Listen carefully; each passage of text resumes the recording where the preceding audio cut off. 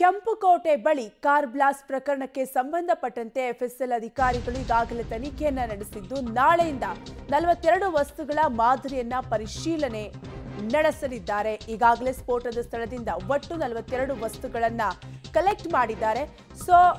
ನಾಳೆಯಿಂದ 42 ವಸ್ತುಗಳ ಮಾದರಿಯನ್ನ ಪರಿಶೀಲನೆ ನಡೆಸಲಿದ್ದು 42ರ ಪೈಕಿ 20 ವಸ್ತುಗಳು ವಾಹನದ ಭಾಗಗಳಾಗಿವೆ.